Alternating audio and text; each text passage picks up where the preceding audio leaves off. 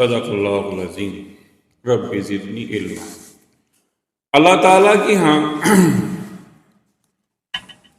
کچھ جگہیں مقام بابرکت ہیں اور کچھ ساعتیں ٹائم بابرکت ہے۔ حج کے دن بابرکت ہیں، عرفہ کا دن بابرکت ہے، عیدین بابرکت ہیں، اور لیلۃ القدر اللہ تعالیٰ کے ہاں بابرکت ہے۔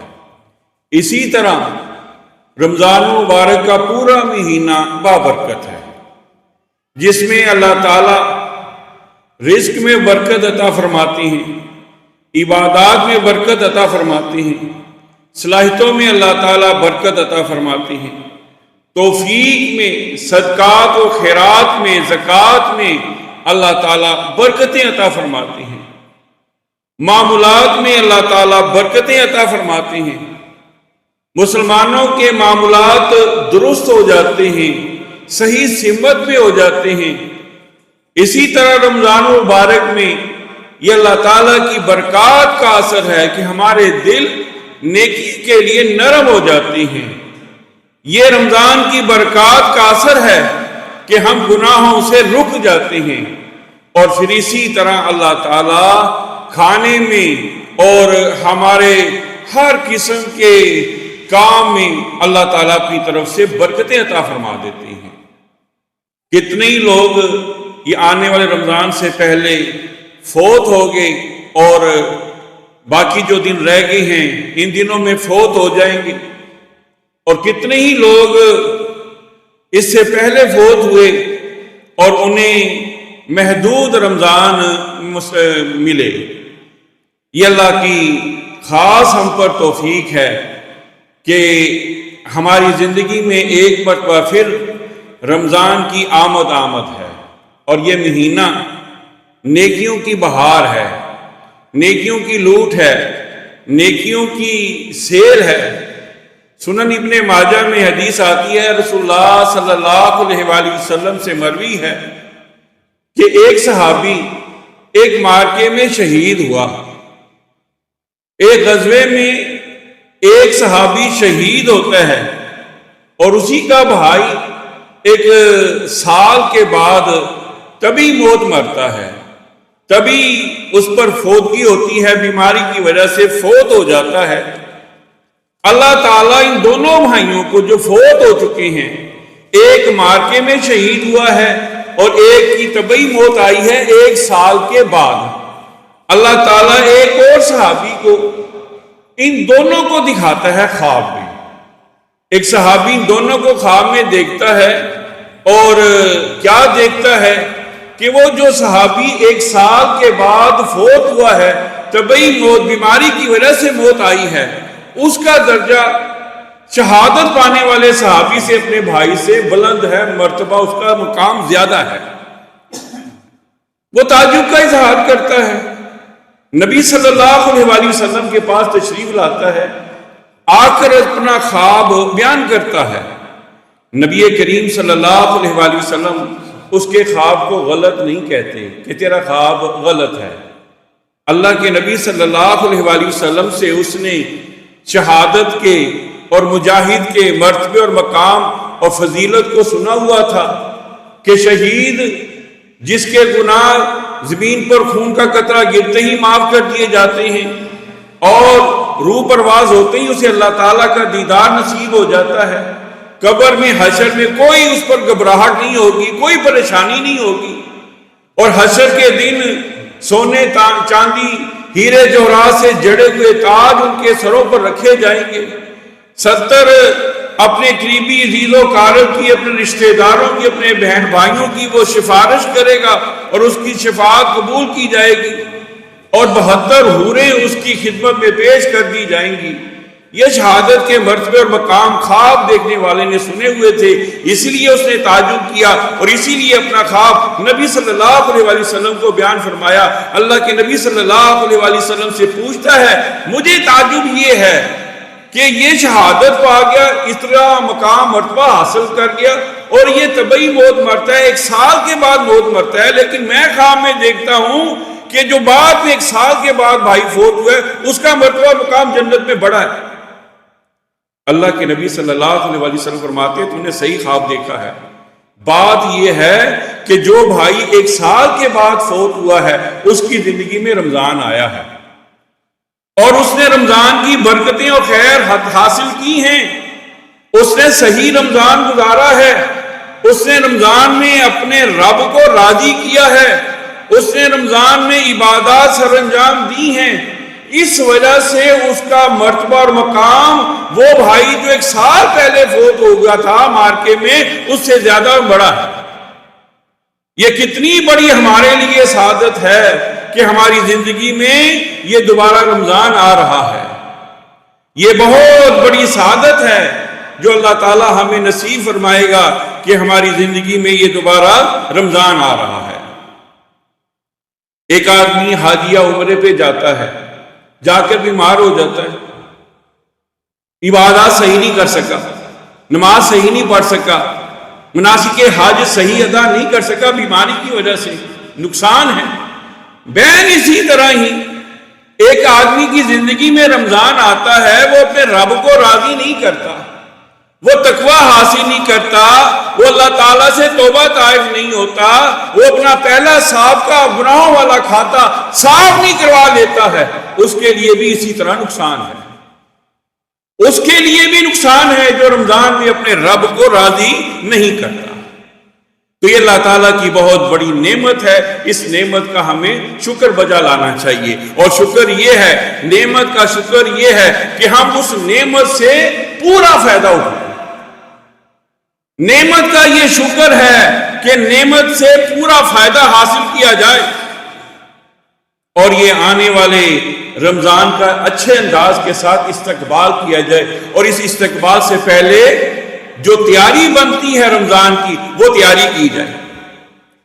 جیسے ہم کاروبار میں پلاننگ کرتے ہیں، کاروبار کی تیاری کرتے ہیں، کاروبار سے پہلے مشورہ کرتے ہیں، ضروری لوازمات اکٹھے کرتے ہیں، بالکل اسی طرح جتنے یہ رمضان سے پہلے دن رہ گئے ہیں ہمیں رمضان کی تیاری کرنی چاہیے، ہمیں رمضان کے حوالے سے پلاننگ کرنی چاہیے، اور یہ سمجھداری کا تقاضا ہے کہ ہم یہ آنے والا رمضان پوری پلاننگ کے ساتھ گزاریں، پوری تیاری کے ساتھ گزاریں۔ لیکن دیکھنے میں یہ محسوس ہوتا ہے کہ ہم دین کے معاملے میں سمجھداری نہیں دکھاتے۔ دنیا کے کاروبار میں، دنیا کے معاملات میں بڑی سمجھداری ہمیں آتی ہے، لیکن دین کے معاملے میں، اسلام کے معاملے میں، اپنی آخرت سنوارنے کے معاملے میں ہماری کوئی سمجھداری ہمیں نظر نہیں آتی۔ تو ہمیں اللہ کی توفیق سے سمجھداری سے کام لینا ہے، اور مسلمان سمجھدار ہوتا ہے، مسلمان بدو بیوقوف نہیں ہوتا، وہ اپنے معاملات کو اللہ کے سپرد کر دیتا ہے اور اللہ کی عبادت میں لگ جاتا ہے۔ تو روزہ کا جو مقصد ہے لعلکم تتقون، ہم نے اس کے حوالے سے پلاننگ کرنی ہے، تیاری کرنی ہے کہ رمضان میں گزاروں، اس طرح گزاروں کہ میرے دل میں بہت زیادہ اللہ کا ڈر اور تقوی پیدا ہو جائے۔ آنے والے رمضان کی تیاری یہ ہے کہ ہم رمضان کے حوالے سے اپنے اہداف، اپنے ٹارگٹ مقرر کر لیں، اپنے ٹارگٹ کو مقرر کر لیں کہ میں نے اتنے قرآن مجید تلاوت کرنے ہیں، اور میں نے سحری میں اٹھ کر سارا سال میں سستی اور کوتاہی کا شکار رہا ہوں، میں نے تہجد کا اہتمام کرنا ہے، میری فلاں نماز رہ جاتی ہے جماعت سے، رمضان میں نے کوئی رمضان نماز بغیر جماعت کے نہیں چھوڑنی، میں نے بہت زیادہ صدقہ و خیرات کرنا ہے، میں نے نیکیوں کی طرف رغبت اور ترغیب حاصل کرنی ہے۔ یہ رمضان کے حوالے سے رمضان کے آنے سے پہلے ہماری تیاری ہے اور ہماری یہ پلاننگ ہے کہ ہم آنے والے رمضان کا اچھے انداز سے استقبال کریں، اور اچھا استقبال یہ ہے کہ ہم رمضان کے اہداف، اپنا ٹارگٹ مقرر کریں۔ کیوں؟ اس لیے کہ اس رمضان میں ہم نے اپنے پچھلے کھاتے صاف کروانے ہیں۔ رمضان کا ویژن کیا ہے؟ رمضان کا ویژن، رمضان کا مقصد تقوی ہے۔ رمضان کا ویژن کیا ہے؟ رمضان کا ویژن توبہ ہے، اللہ تعالیٰ سے اپنے سابقہ گناہوں کی معافی مانگنا ہے۔ ہم نے یہ طے کرنا ہے کہ ہم نے اپنے پچھلے کھاتے صاف کروانے ہیں، اپنے گناہوں کو یاد کر کر کے، ان گناہوں پر ندامت اور شرمندگی اختیار کر کے ہم نے اللہ کے حضور اپنے آپ کو ہینڈز اپ کر دینا ہے، سرنڈر ہو جانا ہے، ہاتھ اٹھا لینے ہیں اور اللہ تعالیٰ سے اپنے سابقہ گناہوں کی معافی مانگنی ہے۔ رسول اللہ صلی اللہ علیہ وآلہ وسلم کا فرمان ہے کہ اللہ رجب اور شعبان میں برکت عطا فرما اور مجھے آنے والا یہ مہینہ رمضان کا عطا فرما۔ تو ہم بھی اللہ تعالیٰ کے حضور یہی دعا کرتے ہیں، اللہ ہمیں یہ رمضان عطا فرما اور اس رمضان میں ہمیں بہت زیادہ عبادت کرنے کی توفیق عطا فرما۔ آپ جانتے ہیں سارے مسائل آپ نے رمضان کے حوالے سے، رمضان کی فضیلت کے حوالے سے سنے ہوئے ہیں، رغبت اور ترغیب کے لیے کہ اللہ تعالیٰ اس مہینے نیکیوں کا اجر بڑھا دیتے ہیں، 10 سے 700 گنا تک کر دیتے ہیں، 10 سے 700 گنا تک نیکیوں کا اجر بڑھا دیا جاتا ہے۔ اللہ تعالیٰ رمضان میں بہت زیادہ نیکی کا اجر عطا فرماتے ہیں، لیکن ہر نیکی کا اجر ہمیں معلوم ہے، اللہ تعالیٰ نے ہر نیکی کے اجر کو بیان فرمایا ہے، اور ہم جانتے ہیں نماز کا یہ اجر ہے، ہم جانتے ہیں صدقہ خیرات کا یہ اجر ہے، زکوٰۃ کا یہ اجر ہے، لیکن خاص طور پر ایک عمل رمضان اور روزہ، اس کے بارے میں اللہ کے نبی صلی اللہ علیہ وآلہ وسلم فرماتے ہیں الصوم لی انا اجزی بہ، کہ اللہ تعالیٰ فرماتے ہیں کہ روزہ میرے لیے ہے، میں اس کا اجر عطا فرماؤں گا۔ الا الصوم، سارے اعمال کا اجر معلوم، سارے اعمال کا اجر مقرر، الا الصوم، لیکن رمضان کے اجر کا علم صرف اللہ تعالیٰ کو ہے، اس لیے کہ یہ روزہ اللہ کے لیے ہے اور اللہ تعالیٰ کو ہی معلوم ہے اس کا اجر کیا ہے۔ الا الصوم فإن له لي أنا أجزي به، فرمایا کہ روزہ میرے لیے ہے، میں اس کا اجر عطا فرماؤں گا۔ کیا ہے روزے کا اجر؟ اس سے پہلے یہ بات سمجھیں، کیا نماز اللہ کے لیے نہیں ہے؟ کیا صدقہ خیرات اللہ کے لیے نہیں ہے؟ یا زکوٰۃ حج اللہ کے لیے نہیں ہے؟ یہ سارے اعمال جو ہم سر انجام دیتے ہیں، ساری نیکیاں جو ہم کرتے ہیں، وہ اللہ کے لیے ہیں، لیکن خاص طور پر اللہ تعالیٰ نے رمضان کے روزوں کے حوالے سے یہ بات بیان فرمائی ہے کہ رمضان کا روزہ میرے لیے ہے، میں اس کا اجر عطا فرماؤں گا۔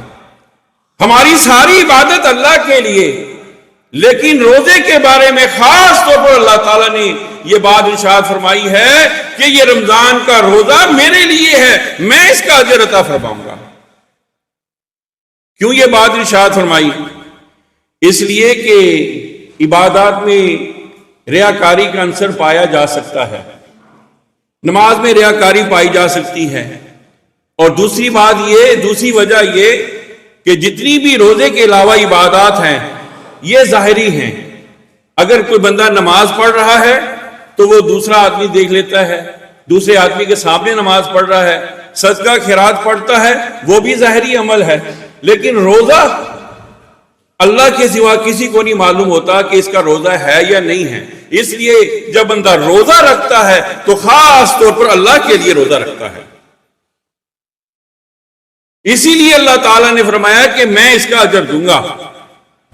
روزہ نظر آنے والی چیز نہیں ہے، روزے دار روزہ رکھتا ہے اللہ تعالیٰ کی رضا اور خوشنودی کے لیے روزہ رکھتا ہے۔ اسی لیے اللہ کے نبی صلی اللہ علیہ وآلہ وسلم نے فرمایا کہ اللہ تعالیٰ فرماتے ہیں کہ روزہ میرے لیے ہے، میں ہی اس کا اجر عطا فرماؤں گا۔ اور دوسرا معنی اس کا یہ ہے کہ روزہ میرا ہے اور میں ہی اس کا اجر دوں گا۔ الصوم لی انا اجزی بہ، کہ روزہ میرا ہے، میں اس کا اجر عطا فرماؤں گا۔ عمل بندے کا، لیکن عمل اپنے بندے کے عمل کو اللہ تعالیٰ اپنا عمل بیان فرما رہے ہیں۔ یہ روزہ اللہ کا کیا مطلب؟ بندے نے رکھا ہے، اللہ نے تو نہیں روزہ رکھا، لیکن اللہ تعالیٰ اپنے بندے کے عمل کو، اپنے بندے کے روزے کو، اپنا روزہ، اپنا عمل بیان فرما رہی ہے کہ روزہ میرا ہے، میں اس کا اجر عطا فرماؤں گا۔ ایسے ہی جیسے بندہ کسی سے راضی ہو، خوشی میں کہہ دیتا ہے کہ تیری خوشی میری خوشی، تیرا نقصان میرا نقصان، جس سے یہ بات کی جاتی ہے وہ پھولے نہیں سماتا، وہ خوش ہو جاتا ہے کہ میرے بھائی کو، میرے ساتھی کو کتنا میرا احساس ہے کہ میرے بارے میں یہ کہہ رہا ہے کہ تیری خوشی میری خوشی، تیرا نقصان میرا نقصان۔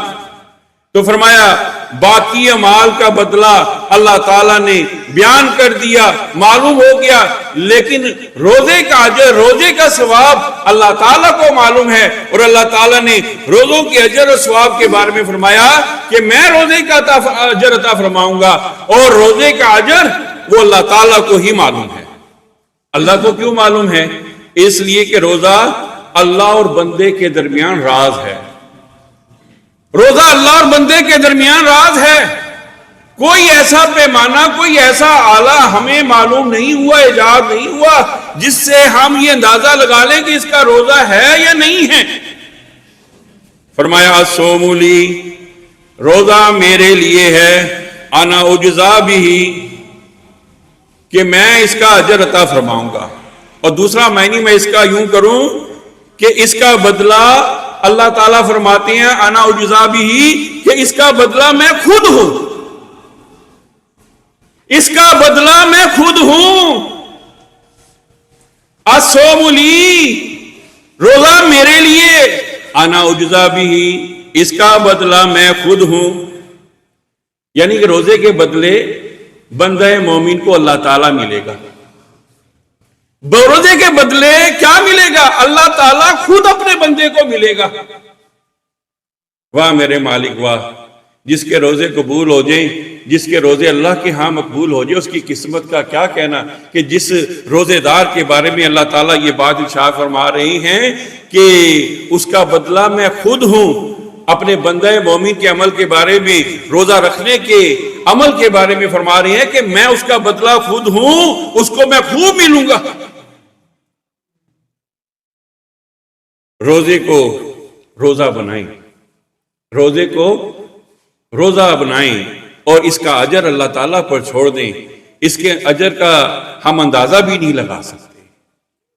اور پھر روزے دار کے 3 درجے ہیں، 3 درجے ہیں روزے دار کے، وہ بھی میں بیان کر دوں۔ ایک عام لوگوں کا روزہ، ایک خاص لوگوں کا روزہ، ایک خاص الخاص روزوں کا روزہ۔ عام لوگوں کا روزہ کیا ہے؟ روزہ رکھ لیا، کوئی عبادت نہیں کی، کوئی نماز نہیں پڑھی، کوئی پرہیز نہیں کیا، روزہ رکھا ہوا ہے۔ ایسے روزے دار کو سوائے بھوک اور پیاس کے کچھ نہیں ملتا۔ روزہ ہم سے تقاضا کرتا ہے، صرف روزہ کھانے پینے سے رکنے کا نام نہیں، جائز نفسیاتی خواہشات کو پورا نہ کرنے کا نام نہیں کہ اس سے بندہ رک جائے۔ یہ عام لوگوں کا روزہ ہے، یہ عام روزہ ہے کہ لوگ روزہ رکھ کر کھانے پینے سے رک جاتے ہیں، نفسیاتی خواہشات سے رک جاتے ہیں۔ یہ روزے کا پہلا درجہ ہے۔ بہت سارے روزے دار کل قیامت کے دن ایسے ہوں گے جنہیں اجر نہیں دیا جائے گا، اور وہ روزے دار ایسے ہی ہوں گے کہ کھانے پینے سے تو رک گئے، لیکن روزہ جس چیز کا تقاضا کرتا تھا انہوں نے وہ تقاضا پورا نہیں کیا۔ دوسرا روزہ رکھنے کا درجہ یہ ہے کہ خاص لوگوں کا روزہ، خاص لوگ جو روزہ رکھتے ہیں، خاص لوگوں کا روزہ کیا ہے؟ جسم کے تمام اجزاء کا روزہ، آنکھ کا روزہ، کان کا روزہ، پاؤں کا روزہ، زبان کا روزہ، یہ جسم کے تمام اجزاء جن سے انسان گناہ کرتا ہے، نافرمانی کرتا ہے، یہ ان اجزاء کو اللہ کے حوالے کر دینا، اپنی زبان سے ایسی بےہودہ بات نہ کرنا جو اللہ تعالیٰ کو ناپسند ہے، زبان سے کسی کو نقصان نہ پہنچانا، زبان سے جھوٹ غیبت نہ کرنا، یہ زبان کا روزہ ہے۔ خاص لوگوں کا روزہ یہ ہے جسم کے اعضاء کو اللہ کے حکم کے مطابق، اللہ کے احکام کے مطابق لگا دینا۔ یہ خاص لوگوں کا روزہ ہے کہ جسم کے اعضاء کے ساتھ روزہ رکھنا۔ خاص الخاص روزہ کیا ہے؟ خاص الخاص لوگوں کا روزہ کیا ہے؟ اپنا دل اللہ کے لیے لگا دینا، اپنا دل اللہ کے لیے لگا دینا، دل میں کوئی برا خیال نہ آنے دینا، دل میں ہر وقت پورے مہینے یہ کیفیت رہنا کہ میں اپنے رب کو راضی کر لوں، میں اس لمحے سے فائدہ اٹھا لوں، میں ظہر اور عصر کے درمیان جو وقت ہے اس سے فائدہ اٹھا لوں۔ اپنی زبان کو ہر وقت ذکر اذکار سے تر رکھنا، اپنے ایک ایک سابقہ زندگی کے گناہوں کو یاد کرتے ہوئے ندامت اور شرمندگی اختیار کرتے ہوئے اللہ تعالیٰ سے معافی مانگتے رہنا، تنہائی کے لمحات پاتے رہنا، یہ خاص الخاص لوگوں کا روزہ ہے۔ یہ نہیں کہ روزہ رکھ لیا، نماز پڑھ لی، نماز تراویح چھوڑ دی، روزہ رکھ لیا اور روزہ رکھنے کے بعد جو جسم کے اعضاء کے جو تقاضے تھے ان کو اللہ کے حوالے نہ کیا، ان کو اللہ کی تعالیٰ کی اطاعت اور بندگی میں نہ دیا، یہ روزہ نہیں ہے۔ خاص الخاص لوگوں کا روزہ یہ ہے کہ دل میں اللہ کو بسا لینا، اللہ کے ساتھ لو لگا لینا، اللہ کے ساتھ دل لگی کر لینا، اور اس مہینے سے یہ جو ایام المعدودات گنتی کے چند دن ہیں ان سے بھرپور فائدہ اٹھانا، اس لیے کہ یہ رمضان کے دن اوقات یہ عام نہیں ہیں، خاص ہیں، اس لیے کہ یہ رمضان کی ساعتیں، یہ راتیں، ہر رات اللہ تعالیٰ جہنم سے رہائی دیتے ہیں، جہنم سے رہائی کا سرٹیفکیٹ اللہ تعالیٰ تقسیم فرماتے ہیں۔ خاص الخاص لوگوں کا روزہ یہ ہے کہ دن بھی اللہ تعالیٰ کی اطاعت اور بندگی میں گزارنا اور رات بھی قیام اللیل کرتے ہوئے، گڑ گڑاتے ہوئے، تنہائی کے لمحات پاتے ہوئے، اپنے گناہوں کو یاد کرتے ہوئے اللہ کے حضور معافی مانگنا، یہ خاص الخاص لوگوں کا روزہ ہے۔ اب آپ خود ہی شمار کر لیں اپنے آپ کو کہ آپ کس درجے میں آتے ہیں، آپ خود ہی شمار کر لیجئے گا کہ آپ کا روزہ عام لوگوں کا روزہ ہے یا خاص لوگوں کا روزہ ہے یا خاص الخاص لوگوں کا روزہ ہے۔ حافظ ابن قیم فرماتے ہیں کہ روزہ پرہیزگاروں کے لیے لگام ہے، روزہ پرہیزگاروں کے لیے جن کے دل میں اللہ کا ڈر ہے ان کے لیے لگام ہے۔ اور نبی صلی اللہ علیہ وآلہ وسلم فرمایا کہ روزہ ڈھال ہے، الصیام جنہ، کہ روزہ ڈھال ہے۔ کس سے ڈھال ہے؟ گناہوں کے خلاف ڈھال ہے۔ کس سے ڈھال ہے؟ جہنم سے ڈھال ہے، کہ روزہ جہنم سے بچاتا ہے، گناہوں سے بچاتا ہے، اور وہ خواہشات، وہ آرزویں جو نفس کو کسی ازمائش میں مبتلا کر دیتی ہیں، وہ خواہشات جو نفس سے گناہ کرواتی ہیں، اس کو چھوڑ دینے کا نام روزہ ہے۔ یہ پریکٹس اللہ تعالیٰ روزوں میں ہم سے کرواتی ہیں 1 مہینہ، اور پھر فرمایا کیا سوم لی، کہ روزہ میرے لیے ہے، انا اجزی بھی، میں اس کا اجر دوں گا۔ ساری باتیں اللہ کے لیے ہیں، لیکن روزے کے بارے میں خاص طور پر اللہ تعالیٰ نے کیوں فرمایا؟ اس لیے کہ روزے دار کا اللہ کو پتا ہوتا ہے، اللہ کے علاوہ کسی کو نہیں پتا ہوتا۔ کسی عبادت کے بارے میں اللہ تعالیٰ نے یہ بات ارشاد نہیں فرمائی کہ یہ عبادت میرے لیے، حالانکہ ساری باتیں اللہ تعالیٰ کے لیے، سارے نیک اعمال اللہ تعالیٰ کے لیے، لیکن خاص طور پر اللہ تعالیٰ نے روزے کے بارے میں یہ بات ارشاد فرمائی کہ روزہ میرے لیے ہے۔ تو رمضان کا ویژن کیا ہے؟ رمضان کا مقصد کیا ہے؟ لعلکم تتقون، تاکہ ہمارے دل میں اللہ کا ڈر و تقوی پیدا ہو جائے اور ہم گناہوں سے رک جائیں اور اپنے سابقہ گناہوں کی اللہ تعالیٰ کے حضور معافی مانگ لیں، توبہ کر لیں، اپنے سابقہ سارے پچھلے کھاتے صاف کروا لیں۔ نبی کریم صلی اللہ علیہ وآلہ وسلم رمضان کی خوب پلاننگ کرتے، خوب تیاری کرتے، کمر بستہ ہو جاتے، لنگوٹا کس لیتے، بہت زیادہ اللہ تعالیٰ کی عبادت کرتے، بہت زیادہ اللہ کے نبی صلی اللہ علیہ وآلہ وسلم استغفار کرتے، اللہ تعالیٰ سے اپنے گناہوں کی معافی مانگتے۔ ہم روٹین سے رمضان گزار دیتے ہیں۔ یہ ساری باتیں اللہ کی توفیق سے میں رغبت اور ترغیب کے لیے آپ کو رمضان کی آمد سے پہلے بیان کر رہا ہوں کہ آپ انرجیٹک ہو جائیں، لگوٹا کس لیں، تیاری کر لیں، پلاننگ کر لیں کہ ہم نے اس رمضان سے بھرپور فائدہ اٹھانا ہے، کہ ہم نے جیسے سابقہ رمضان گزارا تھا یہ کمیاں کوتاہیاں کی تھی، یہ کمیاں کوتاہیاں اب ہم نے نہیں کرنی، اور ہم نے اس رمضان سے بھرپور انداز کے ساتھ فائدہ اٹھانا ہے۔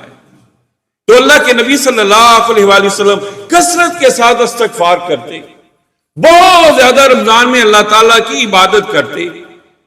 ہمارے ہاں پتہ نہیں کہاں سے مسئلے سن لیتے ہیں اور کہاں سے یہ ذہن میں راسخ ہو جاتا ہے کہ روزے کے لیے نماز تراویح ضروری نہیں ہے۔ پہلے رش ہوتا ہے، پھر اس کے بعد ایسا نمازی جو نا وہ نماز تراویح سے قیام اللیل سے جو نا وہ گھٹنا شروع ہو جاتی ہیں، پھر آخر میں جا کر پھر جو نا کچھ آنا شروع ہو جاتی ہیں۔ عام روٹین سالوں سال یہ دیکھنے کو ملتی ہے۔ نہیں میرے قابل احترام بزرگ اور بھائیو، یہ پلاننگ ہے، یہ رمضان کی تیاری ہے، یہ آنے والے رمضان کا استقبال ہے کہ آپ یہ فیصلہ کر کے اٹھیں گے کہ ہم رمضان میں قیام اللیل کریں گے۔ کیوں؟ یہ مہینہ ہے ہی قرآن کا، یہ مہینہ قرآن کا ہے، یہ ساری فضیلتیں، یہ ساری رحمتیں اور برکتیں قرآن کی وجہ سے ہیں۔ ہمارے نبی کی جو فضیلت ہے قرآن کی وجہ سے، ہمارے دین کی جو فضیلت ہے قرآن کی وجہ سے، اس مہینے کی جو فضیلت ہے یہ رمضان کی وجہ سے، لیلۃ القدر کی جو فضیلت ہے قرآن کی وجہ سے، اس امت کی جو فضیلت ہے قرآن کی وجہ سے۔ قیام اللیل میں اللہ کی توفیق سے ہم الف لام میم یہاں سے لے کر والناس تک قرآن مجید سنتے ہیں، بہت بڑی سعادت ہے پڑھنے والوں کے لیے بھی اور سننے والوں کے لیے بھی۔ اور پھر یہی وہ نماز ہے جسے نماز تہجد کہتے ہیں۔ اگر ہم نماز تہجد کا قیام اللیل کا رمضان میں اہتمام نہیں کر سکتے تو پھر عام روٹین میں بھی ہم نہیں کر سکتے۔ یہ اللہ کے نبی صلی اللہ علیہ وآلہ وسلم کو تو ضروری تھی۔ چلو ہمارے اوپر ضروری نہیں ہے لیکن کم از کم رمضان میں تو اہتمام کرو۔ اس رمضان میں اللہ کی توفیق سے ہم سب نے قیام اللیل کرنا ہے اور امام کے پیچھے جو نا وہ کرنا ہے، اور اللہ کی توفیق سے پورا قرآن مجید نماز تراویح میں سماعت فرمانا ہے اور بھرپور انداز کے ساتھ فائدہ اٹھانا ہے۔ تو یہ رمضان کی پلاننگ ہے، رمضان کی تیاری ہے۔ اللہ کے نبی صلی اللہ علیہ وآلہ وسلم کثرت کے ساتھ توبہ کرتے، استغفار کرتے، حالانکہ آپ کے کوئی گناہ نہیں، آپ کے ہر قسم کے گناہ معاف، آپ کے درجات بلند، لیکن اس کے باوجود بھی نبی کریم صلی اللہ علیہ وآلہ وسلم کی یہ حالت ہوتی تھی۔ تو ہم نے بھی اللہ کی توفیق سے یہ رمضان کی تیاری ہے کہ اپنے سابقہ گناہوں کے کھاتے صاف کروانے ہیں اور اللہ تعالیٰ کے حضور خوب گڑ گڑا کر، تنہائی کے لمحات پا کر، ندامت و شرمندگی اختیار کر کے اللہ تعالیٰ سے معافی مانگنی ہے۔ اور یہ رمضان کی تیاری ہے کہ ہم دیکھیں میری کون کون سی عادتیں بگڑی ہوئی ہیں، مجھے کون کون سی بری لت پڑی ہوئی ہے جس سے میں نے معافی مانگنی ہے، جس عادت کی میں نے اصلاح کرنی ہے۔ میں سگریٹ نشہ تو نہیں کرتا، میں نسوار تو نہیں رکھتا، میں نے اللہ کی توفیق سے اس رمضان سے یہ فائدہ اٹھانا ہے، یہ نشے کی لت چھوڑنی ہے، یہ جو سگریٹ پیتا ہوں اس کو چھوڑنا ہے، اس رمضان سے بھرپور فائدہ اٹھانا ہے۔ یہ رمضان کی تیاری ہے، یہ آنے والے رمضان کا استقبال ہے کہ آپ یہ فیصلہ کریں میں داڑھی تو نہیں کٹواتا، اگر میں کٹواتا ہوں تو اس رمضان میں داڑھی کو ہاتھ نہیں لگاؤں گا۔ یہ آنے والے رمضان کا استقبال ہے، یہ تیاری ہے، یہ پلاننگ ہے۔ کہ داڑیوں کو معاف کر دیں، چھوڑ دیں۔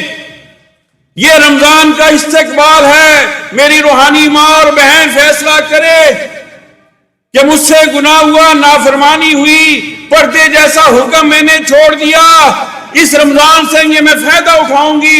میرے اوپر جو اللہ نے پردہ فرض کیا ہے، جو شرعی پردہ ہے، جو پردے کے شرعی تقاضے ہیں، وہ میں سارے پورے کرتے ہوئے دیور اور جیٹ کے ساتھ پردہ کرتے ہوئے اللہ کی توفیق سے رمضان گزاروں گی۔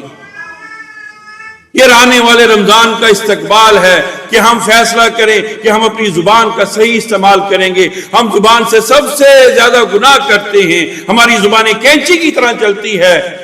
ہم فراڈ، جھوٹ، دغا، ہر طرح کی بے ایمانی زبان سے کرتے ہیں۔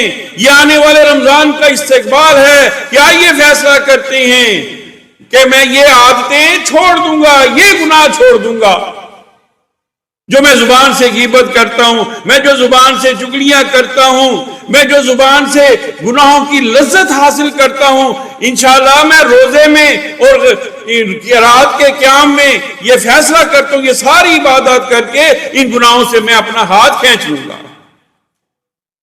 آئیے فیصلہ کرتے ہیں، آنے والے رمضان کا صحیح استقبال کرتے ہیں۔ کیا فیصلہ کرتے ہیں کہ میں ہر قسم کے بے حیائی سے، عریانی سے، فحاشی سے، چاہے وہ فیس بک کی شکل میں ہو یا یوٹیوب کی شکل میں ہو یا کسی اور شکل میں ہو، فلم یا ڈرامے کی شکل میں ہو، آپ یہ فیصلہ کریں کہ میں یہ سارے بے حیائی کے کام چھوڑ دوں گا۔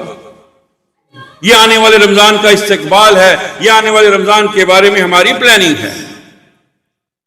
اور یہ فیصلہ کریں کہ اللہ کی توفیق سے میں نے اس قرآن کے ساتھ اس مہینے لو لگانی ہے، پڑھنا ہے، سننا ہے، اور اپنی زندگی میں جو میری کمیاں کوتاہیاں قرآن مجید کے حوالے سے رہ گئی ہیں اس کو میں نے پورا کرنا ہے۔ اس لیے کہ یہ مہینہ قرآن کا ہے۔ یہ ساری کی ساری فضیلتیں جو روزے دار کی ہیں، رمضان کی ہیں، دراصل یہ ساری کی ساری فضیلتیں قرآن کی ہیں۔ بہرحال میں نے اللہ کی توفیق سے آپ کو رغبت اور ترغیب دلا دی ہے۔ اب ہم دعا کرتے ہیں کہ اللہ تعالی ہمیں آنے والے رمضان کا صحیح استقبال عطا فرمائے۔ آنے والے رمضان کے حوالے سے اللہ تعالی ہمیں صحیح تیاری عطا فرمائے، اور اللہ تعالی آنے والا رمضان ہماری زندگیوں میں بابرکت عطا فرما دے، اور آنے والے رمضان میں اللہ تعالی ہمارے سابقہ ہر قسم کے گناہ معاف فرما دے، اور اللہ ہمیں یہ توفیق بھی عطا فرمائے کہ ہم ہر قسم کے گناہ کو اللہ کی طرف لوٹا دیں اور اللہ سے گڑ گڑا کر معافی مانگے۔ اور اللہ سے دعا ہے کہ اللہ تعالی اگر کسی میں کوئی بری عادت ہے، لت ہے، اللہ تعالیٰ رمضان کے آنے سے پہلے اس عادت کو چھوڑنے کے اللہ ہم سب کو توفیق عطا فرما دے۔ آمین۔